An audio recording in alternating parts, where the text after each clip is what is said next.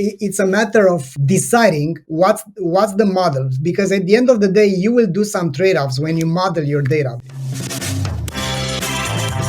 Hey everyone, this is Nazar Akil from Max Pro. Hi, I'm Linda. And I'm Paul. And we're Love and Pebbles. Hi, this is Lopa Vandermersch from Rasa. Oh, you're listening to, And you are listening to the E-Comm Show.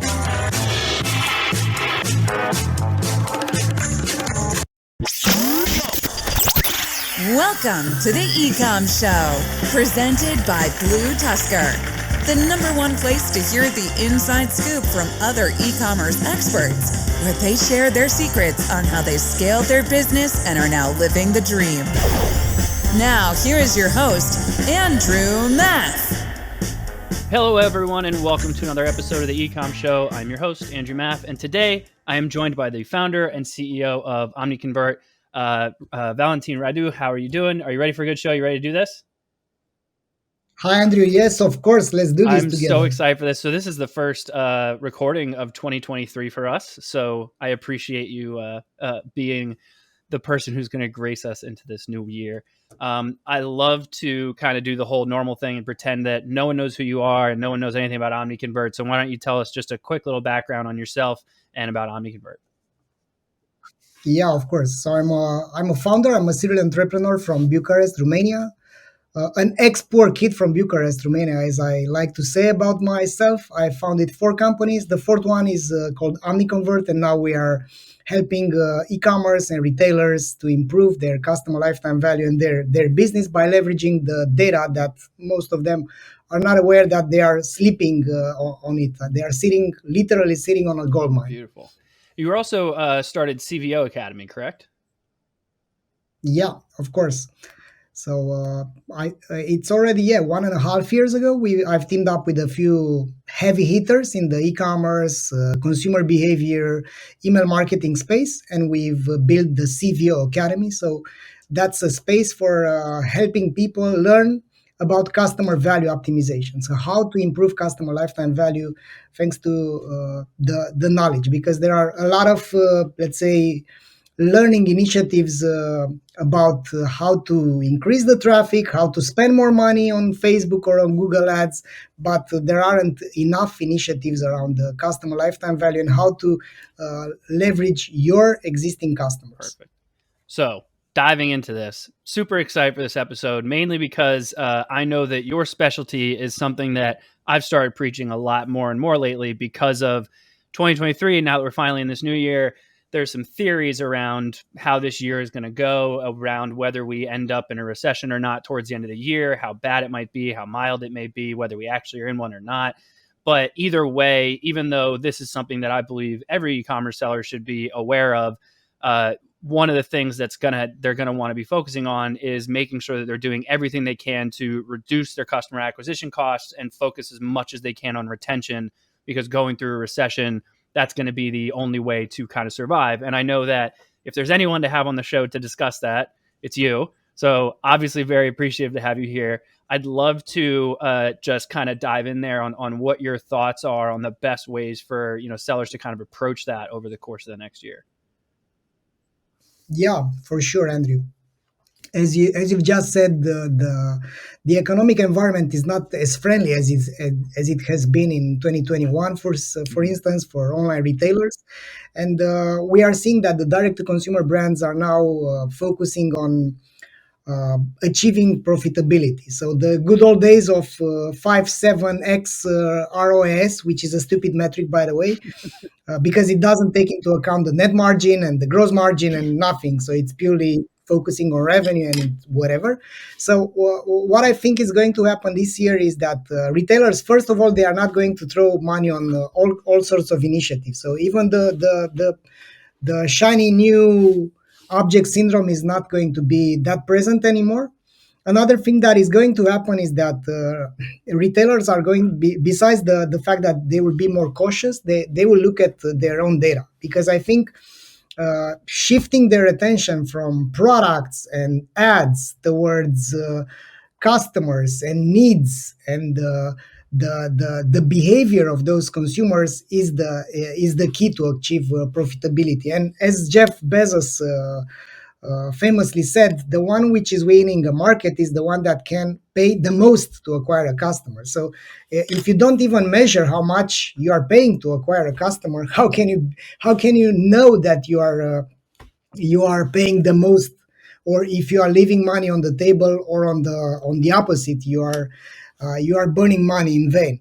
So this data driven approach, this let's say rigorous focusing on the data that you have, and on things like customer acquisition cost, customer lifetime value, the balance between the two of them, and then coming up with strong initiatives to make the customers stick around and buy again and advocate for your business, because word of mouth is still the cheapest way of growing a business. Because even though I am not a fan anymore of Elon Musk, we can appreciate the guy, right? So he hasn't spent a dime on advertising, on marketing, but he achieved he built an empire uh, thanks to word of mouth. So we have to be aware about these things, and I think this is the year when companies will be more aware about their own data, about their own KPIs, and about things like customer lifetime value and customer acquisition cost. So let's start off with one of the first thing you mentioned about doing what you can to reduce customer acquisition cost. That is, I've even started saying it a lot more lately. Like, that's got to be a big focus this year, just because of the potential like economic turmoil. However, I'm sure there's a ton of people who are listening to this episode going, "Oh wow, I have to reduce my customer acquisition cost. What a new idea!" Like, yes, that's something that obviously we should always like be doing at all times. But what are your theories around the best ways to do that? And like, obviously, I know you've mentioned really leveraging their own data, but depending on the size of the business that you're speaking to, some of them may not have as much data to work with. Others, they might have the opposite problem, where they have so much data that they can't really figure out how to read it. And they sometimes go through like really just like what I refer to as like, just like this data, like wormhole of just, I have so much to look at. So how do you decipher, what's the best way to kind of reduce those customer acquisition costs by leveraging the data? Yeah, so what I suggest is first starting with the blended customer acquisition cost. So not worrying too much about what's the customer acquisition cost by channel. So the first thing, let's focus on the unit economics of the business. So if it's a smaller business, the whole idea is to know how my unit economics look like and what is the context, because data is meaningless without the context. It doesn't matter if your customer acquisition cost is $20. What it matters is what's your customer lifetime value, because if you're making $40 on each of the customers that you acquire, and you are paying $20, that's a ratio of 2 to 1, which is not fantastic, but it's good. However, if you pay $20 and you acquire a customer which is providing $20 in margin for you, then the situation is pretty grim for you. So the first thing is to understand what's the CAC to CLV ratio, and what's the context. Is CAC going up or down? Is CLV going up or down? Because if you look at these things, then it's very important to see how these are looking in Q4, in Q3, year over year, month over month. This type of trends, these are crucially important, because if those things are going down, then you must act on it. So you can't afford not to be agile in this environment. The next thing, in order to decrease the customer acquisition cost, is to look at the best customers that you have and see if you can spot some anomalies. For instance, are there any products that, if those are being bought in the first order, are increasing the chances to place another order for those customers? And which are those products, from which categories? Because that means you can afford not to pay less, but to even pay more to acquire this type of customers. So that means your bidding strategy is going to be different for those brands, those categories, and those products. Another thing that you can do in order to not to decrease but to optimize customer acquisition costs, because again, it's not about how much you pay to acquire a customer, is how much you gain from a customer, right? So you can even increase your budget. Maybe you can get a loan, maybe you can whatever. So the whole idea is how to model your business according to the data that you have at your disposal. So another thing that you can do is to simply look not only on the anomalies based on the products, but the anomalies based on the customer segments. For instance, there is this methodology that I'm a big fan of. It's called RFM, recency, frequency, and monetary value segmentation. So that means instead of looking at all the customers like they are the same, you look at the customers according to how recently they've purchased. So how many days there are since their last purchase, how frequently they've bought, and what's their monetary value, how much they've spent. According to this, you will end up having some fantastic groups, which I call the golden goose, let's say, the one which is giving you the golden eggs. So those customers are behaving differently than the others, right? So from our data, for instance, we have data from more than 3,000 retailers. We've seen that those customers, which we call the soulmates or the lovers, the best ones, they make more than 80 times than an average customer. So basically, one of the soulmates equals the value that is being delivered by 80 of the normal customers. You can't afford not to know those customers. So one thing that you can do then is to simply pick up the phone and call them. Or you can do a thorough research, or you can run some surveys, or you can understand not only what they are buying, but also why they are buying and why they are so stubborn, let's say, to come back and buy from you over and over again. Because despite all the barriers that you put in front of them, they come back and they buy again from you. So you have to know who they are. You want to know who they are. So basically, that's another way to decrease the customer or to optimize the customer acquisition cost, by knowing who's your target. Because once you know what are the reasons behind their purchase, then you know how to build your creatives, how to build your landing pages. They are going to literally write the copy for you, which is way better than using Chat GPT for that. So basically, you pull up the right words, the simple words from your existing customers, but not only from your existing customers, from your best customers that are behaving like the best customers that you want. So a lot of what you just mentioned really kind of ties into the paid advertising side. So obviously, your customer acquisition cost. A lot of people are starting to look at more kind of organic approaches, building, the brand or the website into more of an asset. So whether it's something more around like community growth on social media, or if it's building out their SEO and starting to develop more of like a content creation sort of thing, how do you factor what those costs of getting that type of assets together into the customer acquisition cost? Yeah, so basically it's a matter of deciding what's the model, because at the end of the day you will do some trade-offs when you model your data. Because let's say you are building a community, you are paying for influencers, you are doing a lot of stuff which is helping the brand, or which is making it's increasing the awareness. Those things you must decide if those are retention costs or acquisition costs. Most of the time, these are acquisition costs. So, and I think the trap is to continue to invest without knowing what's the return. Because in theory, everything should add up. But this is something which I think Christopher Lochhead, the guy behind the Play Bigger book, which is a fantastic book, by the way, states as peanut butter marketing, right? Let's put some peanut butter marketing.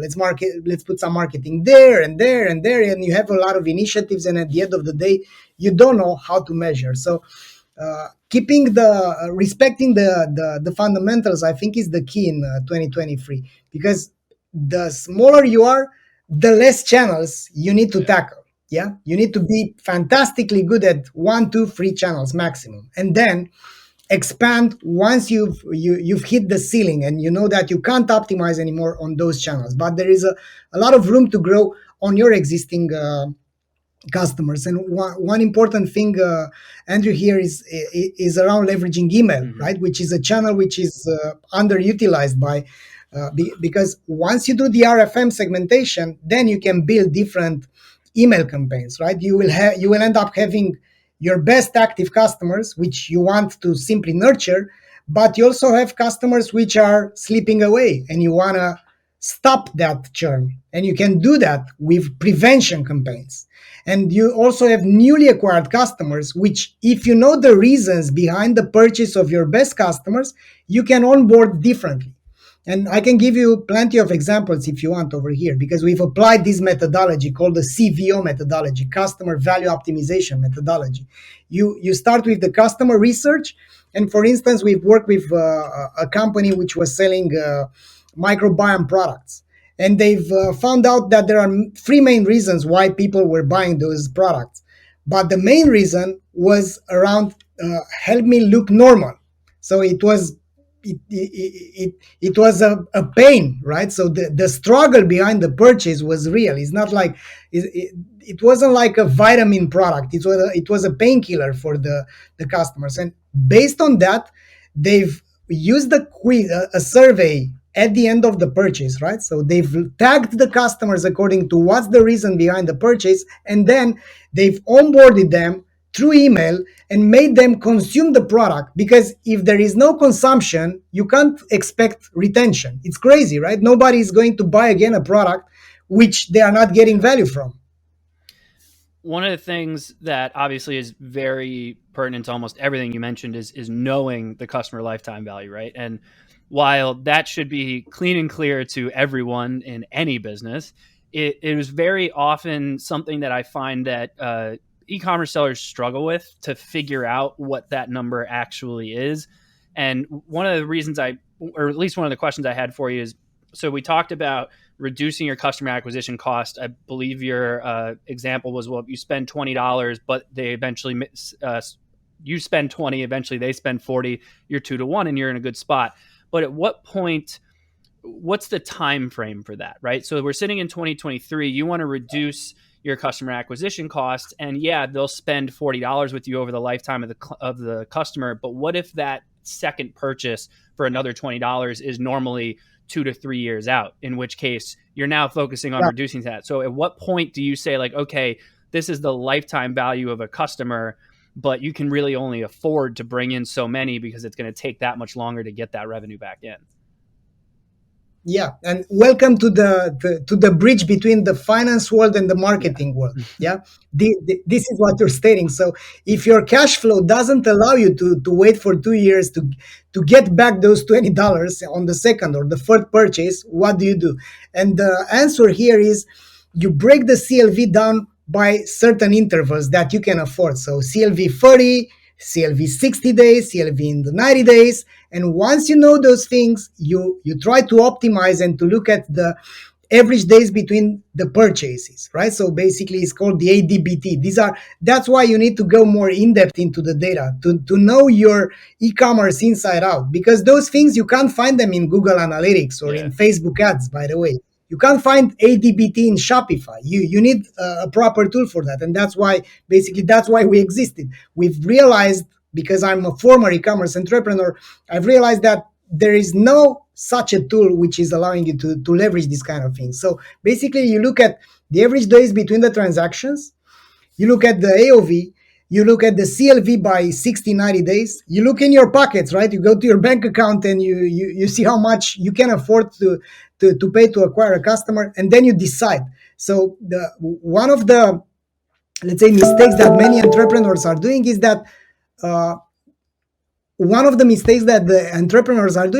they simply are too reluctant to invest more. Mm-hmm. So what I want to dare, so basically what I want to suggest them, what I want to invite entrepreneurs here is to look at their own data, because numbers provide clarity. And once the things are clear, then you will not be reluctant or fearful when you invest into acquiring customers. It's all a matter of experimenting fast enough without endangering your business. And most of the entrepreneurs simply don't know those things. So what they end up doing is they look at their ROAS, they pay some agencies, and then they feel like they've been tricked by those agencies. They switch to another agency, but God forbid to look at their unit economics and to understand their own data. And I think in 2023, they need to know those kind of things. You need to know the CAC payback period, which is the number of days that you need from a customer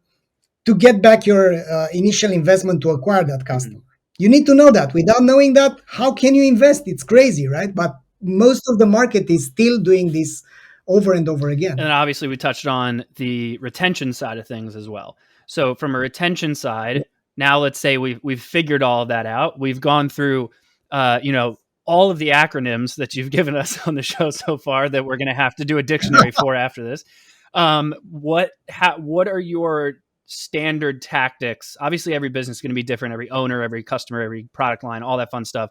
But what are your tactics in terms of focusing on retaining those best customers that you had mentioned, as well as the new ones as they're coming in, since you just worked so hard to actually get them to convert?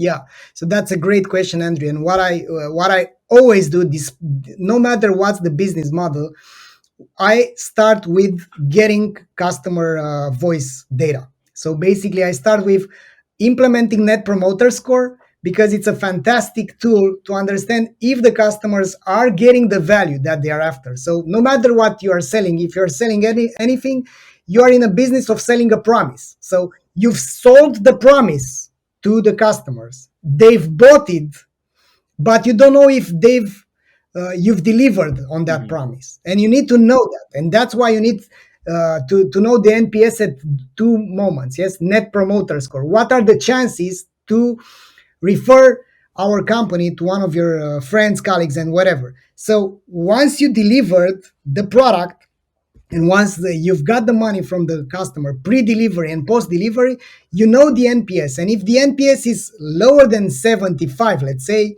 then you need to improve that. You need to understand what should be fixed in the customer journey, because you can have one of those three problems, and those are the only three that you can have. You either have a product problem, which is the worst to have. That means you need to source different products or to build or to whatever. You either have a marketing problem, so you weren't simply compelling enough, persuasive enough, or whatever, or you have a customer experience problem, which means you need to look at the customer journey and to understand how to improve the customer service. Yeah, and in order to do so, you need to analyze the data from your customers. So that's the first thing that I do, no matter what type of business. And after that, then that's basically they are giving you the roadmap for what you should be doing next. Because if you have a marketing problem, then simply talk differently about the value that your products are providing to them. If you have a customer experience problem, sort out your things. Yeah, so fix the broken journey. And if you have a product problem, stop advertising and fix that, because there's no amount of marketing which is going to fix a broken product. That's a very good point. Valentin, you clearly know a lot about all of this. And so it sounds like you should probably be writing a book, and I believe you are, correct? Exactly, Andrew. Yeah. So I'm writing a book. It was a hard effort. It was the most difficult endeavor in my entire professional You didn't activity. use ChatGPT, right? No, it was. I've started too early to write it, and unfortunately, it's not that advanced, because I've tried though to see if he knows a thing or two, but these are only shallow things. So I'm writing a book. I've started in January. I will end it up in March. The first chapter is available for anyone that wants to read it, and if everything goes as I planned, in April we will launch it. Beautiful. We'll be keeping an eye out for that. Valentin, thank you so much for being on the show. I appreciate your time. Everyone else who tuned in, obviously, thank you. Valentin, I'd love to give you a minute here and let everyone know where else they can find out more about, obviously, the book, the chapter you said it's available, more about you and Omniconvert, and we can call it a day. Yeah, sure. So you can find me on LinkedIn. I post daily since 2017, I think. I'm sharing a lot of insights regarding my work. I'm always working with the brands firsthand. So besides the fact that we have our software as a service, we also consult agencies and e-commerce brands, and I'm doing this thing so that I'm still connected with the world, so that we don't build a product that nobody can use. So feel free to find me on LinkedIn, or drop me an email at Omniconvert. Valentin, thank you so much for your time today. Obviously, everyone who tuned in, thank you as well. Please make sure you do the usual rate, review, subscribe, all that fun stuff on whichever podcast platform you want, or on YouTube, or head over to ecommshow.com to check out our past episodes. But per usual, thank you all for joining us, and we will see you all next time. Have a good one. Thank you for tuning in to the E-Comm Show. Head over to ecommshow.com to subscribe on your favorite podcast platform or on the BlueTuskr YouTube channel. The E-Comm Show is brought to you by BlueTuskr, a full-service digital marketing company specifically for e-commerce sellers looking to accelerate their growth. Go to BlueTuskr.com now for more information. Make sure to tune in next week for another amazing episode of the E-Comm Show.